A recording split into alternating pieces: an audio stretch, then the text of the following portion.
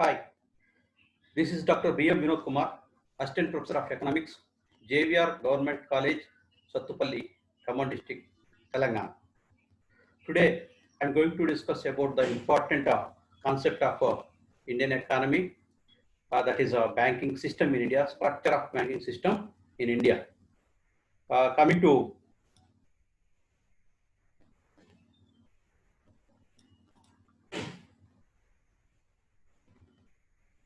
Coming to topic.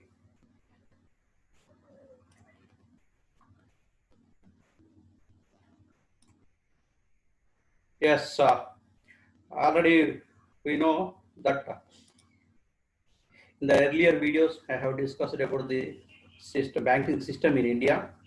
Now in this video I would like to discuss about the structure of banking system in India. Uh, so this is the structure, banking structure, uh, images, and coming to structure of banking system in India. See, the banking system of the country contributes to the growth of the economy by turning savings into investments, and also by the management and efficient mobilization of resources from savers to investors. In India, also banking system plays a significant role in promoting economic growth by efficiently mobilizing the resources from different savers and allocating the resources to different investors. An efficient banking system is regarded as necessary for the growth of economy. Already we know in India, banking has been divided into different groups. Each group has their own way of functioning, benefits, and limitations vice versa in operations. They have their own target market, and the different banking sectors serve a different customer base. Some banks serve customers in rural areas who are engaged in agricultural activities, small business, self-help groups, or small cottage industries. While the commercial banks serve in both rural as well as urban areas. Most of the banks only cater to cities and major towns. And coming to meaning of banking, the term bank has originated from the term banchi. In olden days, the traders of Italy who performed the job of exchanging money were known as banchi or bancheri, because the table which they used for making payment was called a banchi or bench. According to some people, the term bank is derived from the Greek word banku. A bank deals in money in the same way as the businessman deals in the goods. Banks are business enterprises which deals in money, financially instruments and financial instruments, and provide financial services for a price called interest, discount, or commission, etc. So this is the meaning of our bank, we can say. And coming to definition, there are prominent definitions for bank. Actually, there are two prominent definitions for bank. One is Banking Regulation Act of India 1949, according to Section 5B. As per the Banking Regulation Act 1949, Section 5B, banking is the business of accepting for the purpose of lending or investment of deposits of money from the public, repayable on demand or otherwise, and withdrawable by cash, draft, or order or otherwise. The R.P. Kent defined the bank in his own manner. He defined that a bank is organized whose principal operations are concerned with the accumulation of the temporarily idle money of the general public for the purpose of advising to others for expenditure. Okay, by these two definitions, we can say bank should perform two duties. One is accepting the savings and it should give advances to the uh, investors or to the needy people. Okay, coming to structure of banking sector. Coming to structure of banking sector, in India, the banks and banking have been divided into different groups. Each group has their own benefits and limitations in their operations. They have their own dedicated target market. Some are concerned with their, some are concerned their work in the rural sector, while others in both rural as well as urban. Most of them are only catering in cities and major towns.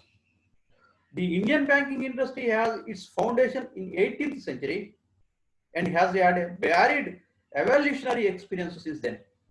The initial banks in India were primarily traders' bank engaged only in financing activities. Banking industry in the pre-independence era developed with the presidency banks, which were transferred into the Imperial Bank of India, and subsequently into the State Bank of India. In the initial days of the industry, saw a majority of private ownership and a highly uh, volatile work environment. Major strides towards public ownership and accountability were made with the nationalization in 1969 and 1980, which transformed the face of banking in India.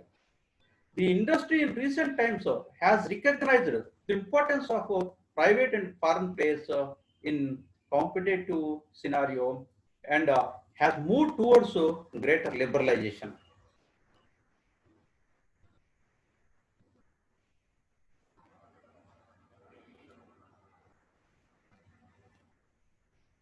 And coming to structure of banking, we can see the diagram uh, here in the on the top of the banking structure. Central bank performs the RBI performs the central bank activity. The entire banking in India can be divided into scheduled banking and non-scheduled banks or unscheduled banks. Again, the scheduled banks can be divided into commercial banks and cooperative banks. These commercial banks, all commercial banks can be divided into public sector banks, private sector banks, foreign banks, regional rural banks. These are all performing, these are all comes under commercial banks. These are all perform, they are almost all same duties. And coming to cooperative banks, there are urban cooperative banks and state cooperative banking structure. In the public sector banks, there are two types of public sector banks. One is state bank and state bank associated banks, and the other one is nationalized banks. This is the structure we have so far.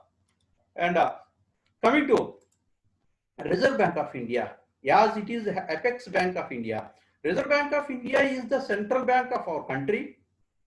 It was established on 1st April 1935 under the RBI Act of 1934 on the recommendations of John Hilton Young Commission.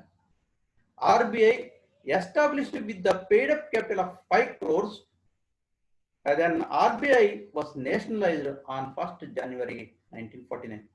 It holds the apex position in the banking structure. RBI performs various developmental and promotional functions.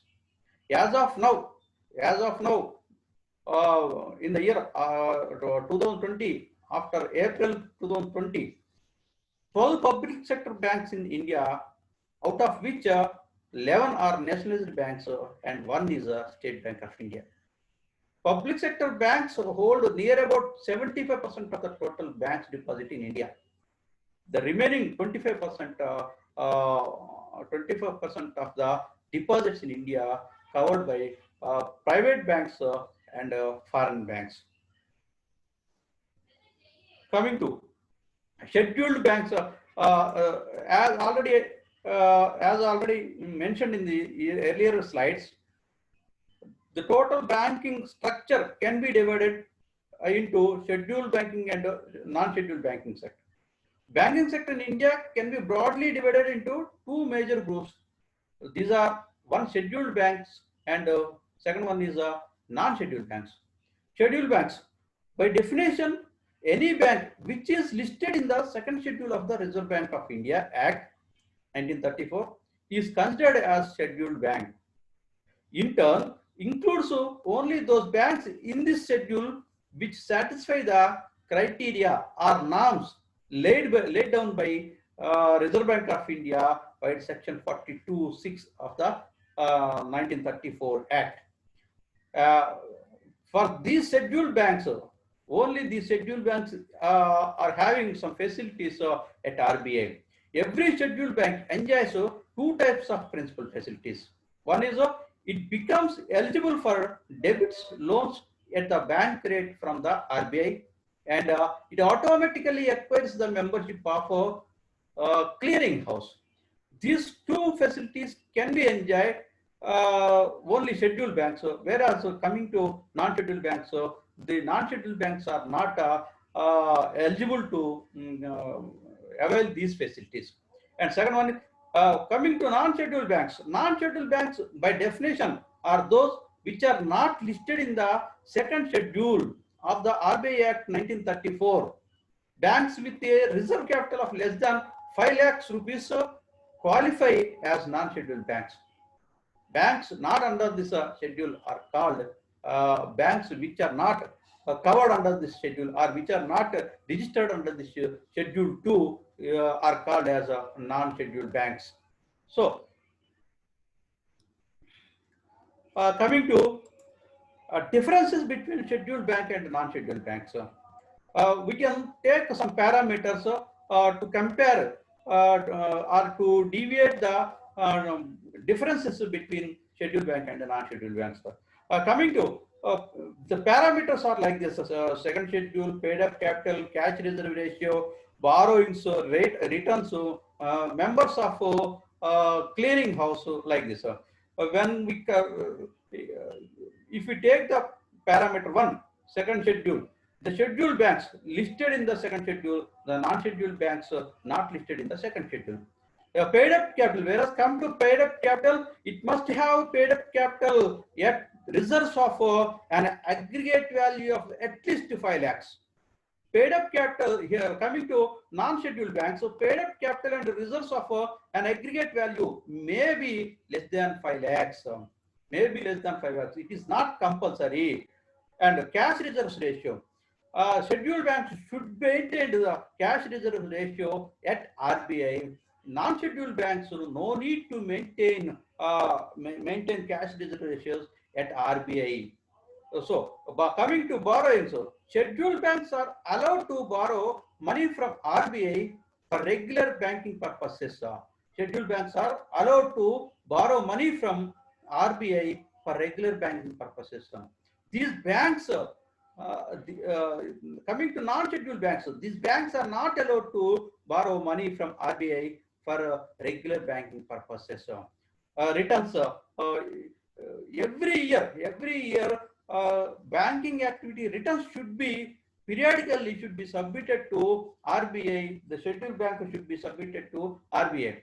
Whereas coming to non-scheduled banks, no such provision of submitting periodic returns. No such provision of submitting periodic returns. So that means no periodic returns should be submitted to the RBI. And coming to member of clearing house, scheduled banks are having the facility, it can become a member of clearing house. But whereas non-scheduled banks are not having the facility to become a member of clearing house, it can't become member of a clearing house as these banks are not registered under Schedule 2 of 1934 Act of RBI. So coming to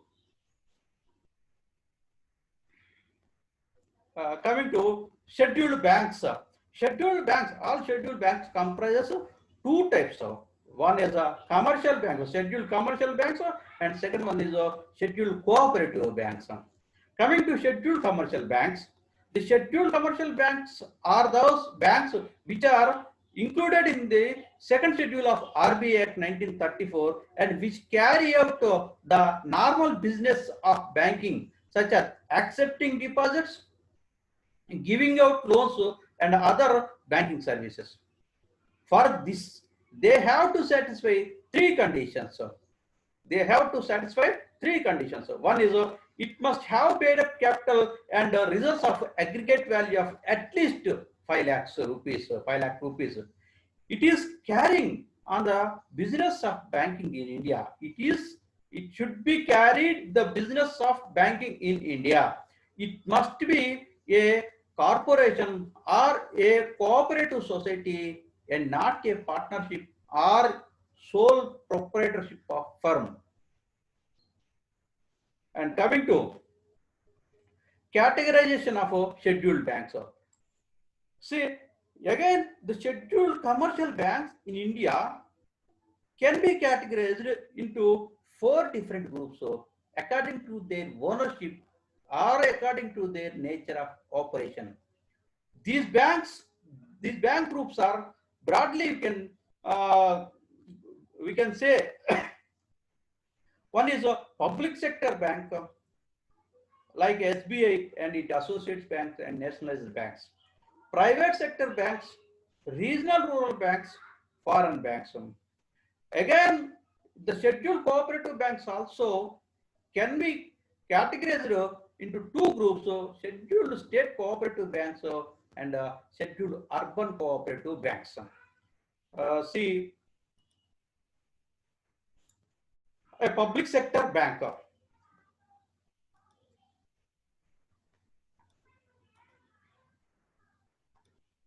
A public sector bank. What are public sector banks?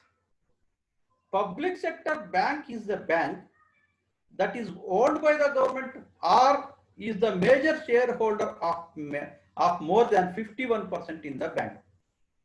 That means the whole proprietor of the public sector bank is government, or majority share means 51% of share should belongs to government.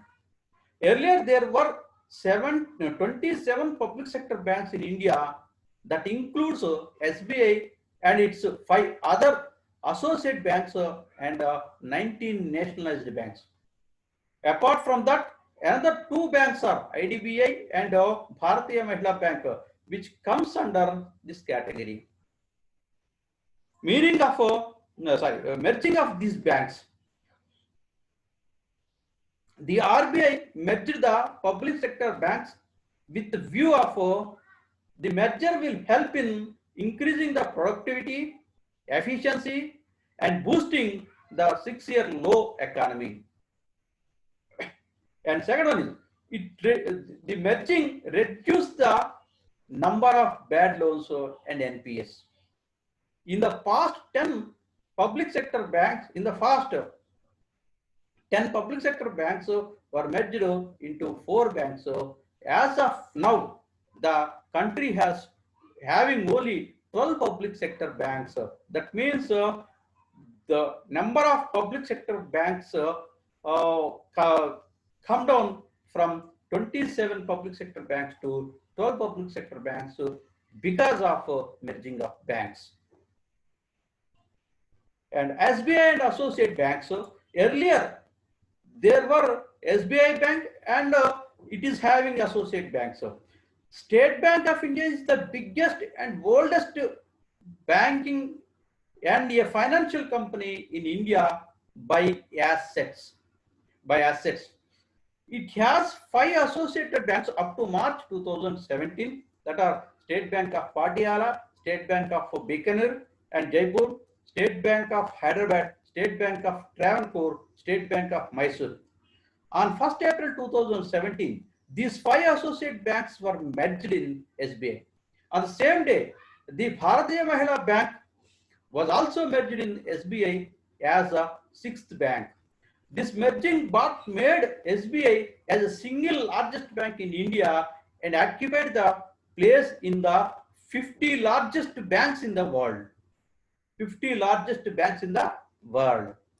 So, present status of SBI. What is the present status of SBI? SBI, State Bank of India, is a nationalized bank owned by Government of India. Since its merger in 2017, SBI has become the largest bank in India. At present, the State Bank of India is an Indian multinational public sector banking and financial services statutory body. It is having its headquarters in Mumbai, that is in Maharashtra. The evaluation of SBI in recent years has been noticeable. It is one of the oldest bank operating in India. SBI is ranked 236th place in the Fortune Global 500 list of the whole world's biggest corporations of 2019. It is the largest bank in India with near about 25% or 23 to 25% of market shares and assets share of total loan and deposits market. It is having near about 25% of market share by assets and 25% of share of the total loan and deposits. Okay, this this can be viewed. It is as a largest bank in India. And coming to nationalized banks, SBI and SBI associate banks is having 6 banks. One is a State Bank of India, and the remaining 5 are associated banks. Besides this, there were nationalized banks also. There were 19 nationalized banks prior to 1st April 2020. That given below, see, Allahabad Bank, Andhra Bank, Bank of Baroda, Indian Overseas Bank, Oriental Bank of Commerce, Punjab and Sindh Bank, Punjab National Bank, Syndicate Bank, UCO Bank, Union Bank of India, United Bank of India, Vijaya Bank, Bank of India, Bank of Maharashtra, Canara Bank, Central Bank of India, Corporation Bank, Dina Bank, Indian Bank, like this. One of the major steps in the Indian banking sector, which was taken by the Finance Minister of India,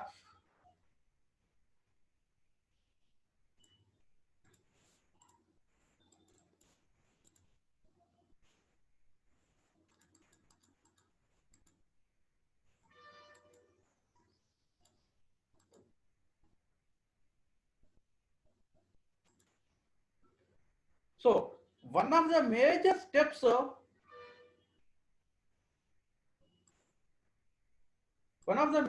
in India, in Indian banking sector, which was taken by the Finance Minister of India, of Nirmala Sitharaman, announced was the merger of 10 banks into 4 banks. And this new amalgamation came effective from 1st April 2020. Subsequently, the number of public sector banks has been reduced to 12, including SBI, from 27 to 12. The name of 12 public sector banks are, we can say, Punjab National Bank, Bank of Baroda, Bank of India, Central Bank of India, Canara Bank, Union Bank of India, Indian Overseas Bank, Punjab and Sindh Bank, Indian Bank, UCO Bank, and Bank of Maharashtra, State Bank of India. Currently, India has 12 public sector banks, and RBI is the central authority of that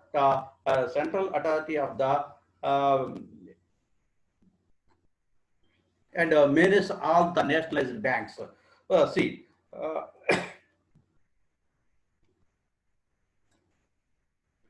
coming to private sector banks, the private sector banks are banks where greater part of stake or equity are held by the private shareholders and not by the government. Majority of the shareholders are private, public. That means government is not having more shares or more share in the total investment. In India, there are two types of private sector banks, which are, for example, old private sector banks and new private sector banks. In India, the total private sector banks can be divided into private sector banks, old private sector banks, and new private sector banks. Old private sector banks are those which existed in India at the time of nationalization of major banks, but were not nationalized due to their small size or some other reasons. After the banking reforms, these banks got licensed to continue and have existed in India along with the new private banks and government banks. At present, there are 13 old private banks in India that are as follows. One is Karur Vysya Bank, second one is Lakshmi Vilas Bank, South Indian Bank, Jammu and Kashmir Bank, Federal Bank, Dhanalakshmi Bank, Tamil Nadu Mercantile Bank, Ratnakar Bank, and Catholic Syrian Bank, Nainital Bank, City Union Bank, Karnataka Bank, IDBI, like this. In case of IDBI, we should keep in our mind, in case of IDBI, RBI reclassified IDBI as private sector lender in January 2020 after LIC acquired a 51% of stake in the bank. So, coming to merging of private sector banks, some other old generation private sector banks in India have merged with other banks. For example, Lord Krishna Bank merged with the Centurion Bank of Punjab in 2007. In the same way, Sangali Bank merged with ICICI Bank in 2006. In the same way, Centurion Bank of Punjab merged with HDFC in 2008. More recently, in 2016, the ING Vysya Bank merged with the Kotak Mahindra Bank, creating the fourth largest private sector bank in India. And new private sector banks in India, after the reforms, we can see after reforms of 1991, India is having a great reform. So after reforms, at present, there are 9 new private sector banks. The new private sector banks were incorporated as per the revised guidelines issued by the RBI regarding the entry of private sector banks in 1993, as per the new economic policy or as per the reforms, economic reforms that are as per that the new private sector banks are HDFC Bank, ICICI Bank, Axis Bank, Development Credit Bank, DCB Bank Limited, IndusInd Bank, Kotak Mahindra Bank, Yes Bank, and IDFC, Bandhan Bank or Bandhan Financial Services. Altogether, there are 12 plus 9, 12, 12 plus 9, 12 old private banks and 9 new private banks. Altogether, 21 private sector banks as per revised guidelines issued by the RBI. If we consider the IDBI also, as a private sector bank, then the old private sector banks are 13 and new private sector banks are 9. Altogether, 22 private banks are as per the revised guidelines of issued by the RBI. Kindly, you should note here that all the old and new banks listed above are scheduled commercial banks.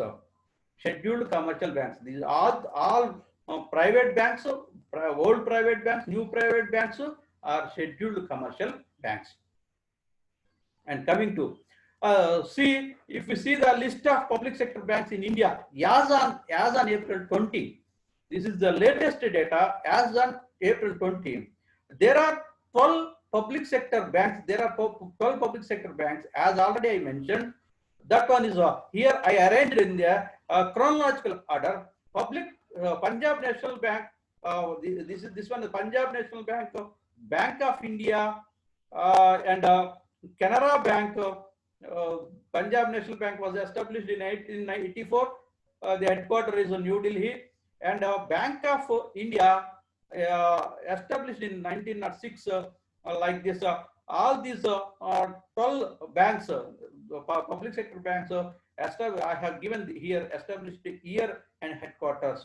The State Bank of India established in 1955. Of course, there may be historical background for State Bank of India, but in the name of State Bank of India, it is started in 1955. So it is considered the established year as 1955. Okay.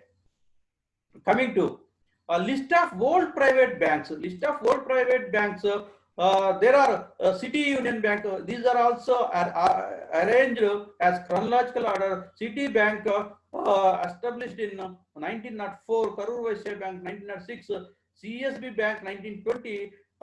Tamil Nadu Mercantile Bank 21. Nainital Bank 22. Like this, South India Bank 1929. Federal Bank 1931. And IDBI Bank in 1964. See, RBI reclassified IDBI as private sector lender in January 2019 after LIC acquired 51% of stake in the bank. Earlier IDBI Bank, it was a public sector bank. From public sector bank, it was privatized by giving up 51% of share to LIC, Life Insurance Corporation. Okay. Coming to list of new private sector banks.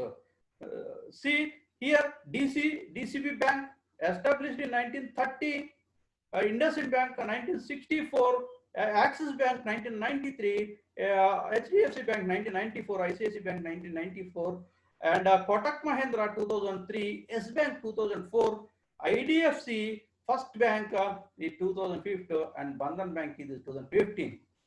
The above mentioned list of private sector banks and public sector banks changes from time to time.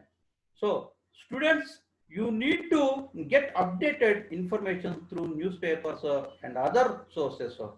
In terms of revenue, HDFC is the largest bank of the private sector in India. ICICI Bank is in second place in terms of revenue. Coming to regional banks. RRBs, regional rural banks are also called as RRBs. RRBs were established on the recommendation of Narsimhan Committee Working Group. Regional rural banks were set up under the provisions of ordinance issued on 26 September 1975. The Government of India made the RBI Act of 1976 to allocate banking and credit services for agriculture and other rural sectors to RRBs. After the legislation of the Regional Rural Banks Act 1976, the first regional rural bank, Pradhama Gramina Bank at Moradabad, UP, was set up on October 2, 1975, which was sponsored by Syndicate Bank with rupees 5 crores as initial capital.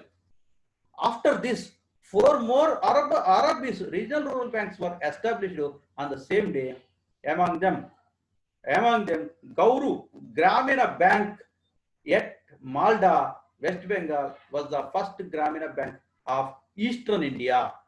The number of branches of RRBs are 17,856 as on March 2013, covering 635 districts throughout the country. Notably, currently there are only 64 districts. There are 64 districts in India. So, coming to amalgamation of RRBs. In the context of reforms in the banking sector, regional rural banks are going through a process of amalgamation and consolidation. Previously, these were 196 regional rural banks sponsored by 27 state cooperative banks. As on 31st March 2013, due to mergers, the number has come down from 196 to 64. Again, the number of RRBs has come down to 56 at the end of March 2016. Recently, the number has come down to 43 and at the end of April 20. In Telangana, there is one regional rural bank working, that is Telangana Gramina Bank, sponsored by State Bank of India. In Andhra Pradesh, there are four regional rural banks working. Andhra Pradesh Gramina Vikas Bank, APGVB, sponsored by State Bank of India. Andhra Pragati Gramina Bank, APGB, sponsored by Syndicate Bank. Chaitanya Godavari Gramina Bank, sponsored by Andhra Bank. And Saptagiri Gramina Bank, sponsored by Indian Bank.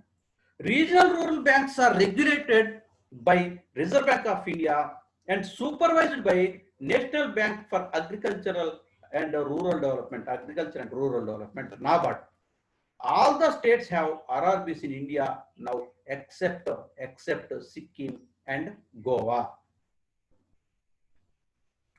And coming to objectives of RRBs, RRBs are Indian scheduled commercial banks operating at regional level in different states of India. RRBs have been created with view of serving primarily to the rural areas of the India with basic banking and financial services. These banks provide credit to the weaker sections of the rural areas, particularly the small and marginal farmers of agricultural laborers and small entrepreneurs. Regional rural banks are owned by three entities. The ratio of sponsorship of RRBs can be explained that central government with a share of 50%, state government with a share of 15%, 15%, sponsor bank with a share of 35%. Any commercial bank can sponsor the regional rural banks. As for business, Kerala Gramina Bank stands first among all the RRBs in the country. As for profit taken into account, Pragati Krishna Gramina Bank of Karnataka stands first among all RRBs in the country. And foreign banks, the fourth one is foreign banks. So what is foreign bank? Foreign banks are those banks which has origination in other country and provide services in another countries. It implies, in simple words, foreign banks in India means banks which have headquarters in another country, but functions of foreign banks are being operated from India. It also have to follow regulations and obligations of host as well as the parent country. Let's take a foreign bank's example for better understanding. The RBI permits these banks to operate either through branches or through wholly owned subsidiaries. Foreign banks in India are required to adhere to all banking regulations, including priority sector lending norms as applicable to the domestic banks. In addition to the entry of the new private banks in the mid-90s, the increased presence of foreign banks in India has also contributed to boosting competition.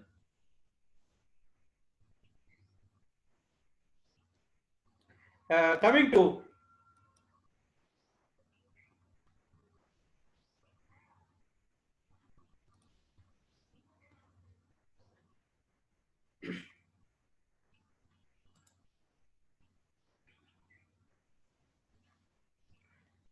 yes, coming to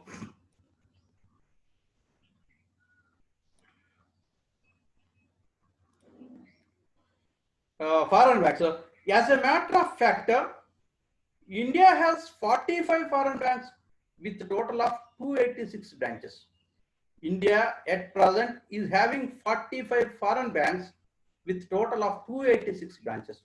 Foreign banks account for less than 1% of the total branch networking in the country, but however, the account of approximately 7% of total banking sector assets and around 11% of the profits, getting profits. Most of the foreign banks in India are niche players, and their business is usually focused on trade finance, external commercial borrowings, wholesale lending, investment banking, and treasury services. Some other banks are confined to private banking and wealth management. Here we can see the top 6 foreign banks working in India. In the top 6 foreign banks, Citibank stands first. Citibank stands first. It's from New York. Established in 1812. Its headquarters is having Mumbai in India. And DBS Bank, it's from Singapore, established in 1968. It is also having its headquarters in Mumbai. The Standard Chartered Bank, established from London, established in 1969. It is also working. It is also having headquarters in Mumbai. ABN AMRO Bank, Amsterdam, from Amsterdam, established in 1991. The headquarters is Mumbai. American Express from New York City, established in 1850. It is also having headquarters in Mumbai. HSBC from London, established in 1853. It is also having its headquarters in Mumbai. Citibank is the largest foreign bank in India, followed by Standard Chartered Bank.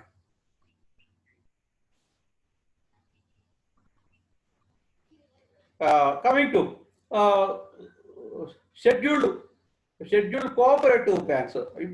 Till now we discussed about the commercial banks. Now it's time to discuss about scheduled cooperative banks. The cooperative bank structure is designed on the principles of cooperation, mutual help, democratic decision making, and open membership. The principles of cooperative banks are mutual help, democratic decision making, and open membership. Cooperation among the members are principles of cooperation. It follows the principles of one shareholder, one vote, and no profit, no loss. One shareholder and one vote. One shareholder will have one vote, and no profit, no loss is the principle of this cooperative banking system. Cooperative bank was set up by passing a Cooperative Act in 1904. The enactment of Cooperative Credit Societies Act 1904, however, gave the real impetus to the movement. The Cooperative Credit Societies Act 1904 was amended in 1912 with a view to broad basing it to enable organization of non-credit societies. They are organized and managed on the principle of cooperation and mutual help. The main objective of cooperative bank is to provide rural credit. The cooperative banks in India play an important role even today in rural cooperation financing. In urban areas, they mainly serve to small industry and self-employed workers. They are registered under the Cooperative Societies Act 1912. They are regulated by Reserve Bank of India under the Banking Regulation Act 1949 and Banking Laws Application to Cooperative Societies Act 1965. Coming to structure of cooperative banks in India. Structure of cooperative banks in India. The cooperative banking structure in India is divided into two categories: short-term structure and long-term structure. Short-term structure has 3 levels. A state cooperative bank works at the apex level. This is works at the state level. The central cooperative banks works at the intermediate level. This works at the district level. And primary cooperative credit society at the base level. This means works at the village level. The short-term credit structure, which takes care of the short terms, usually 1 to 5 years. Credit needs of the farmers is a three-tier structure in most of the states. One is primary agriculture cooperative societies, PACs at the village level, district central cooperative banks at the district level, and the state cooperative banks at the state level. In some states, there are two-tier system in some states that are state cooperative banks and PACs. And coming to long-term structure has two levels. The long-term credit structure caters to the long-term credit needs of the farmers. That means up to 20 years, from 5 years to 20 years. This is a two-tier structure with primary agriculture and rural development banks at the village level and state agriculture and rural development banks at the state level. While the SCBs, state cooperative banks and district cooperative credit banks functions like a normal bank, they focus mainly on agricultural credit. The state cooperative banks and central cooperative banks are licensed by Reserve Bank of India under the Banking Regulation Act. While Reserve Bank of India is the regulating authority, National Bank for Agriculture and Rural Development (NABARD) provides refinance support and takes care of inspection of state cooperative banks and district cooperative banks. And coming to conclusion, as already we discussed the structure of the banking structure in India, at the top place of the hierarchical table, RBI is having a top place, and then we discussed about the scheduled banks and non-scheduled banks. So non-scheduled banks, so in India, as far as my knowledge, there are no single unscheduled bank. There are no single unscheduled bank. And coming to scheduled banks, there are commercial banks and cooperative banks. We have discussed so far regarding commercial banks, public sector banks, private sector banks, foreign banks, regional rural banks, in which public sector banks, we discussed about the national banks, nationalized banks, and we discussed about the state bank and its associate banks. Whereas we come to unscheduled bank, whereas we come to cooperative banks, we have discussed about urban cooperative banks and state cooperative banks. So this is all about structure of banking system in India. If any doubts or any clarifications or any suggestions, please make a mail to bazosvinod@gmail.com for any questions and any suggestions. So please send me the mail. Thank you very much.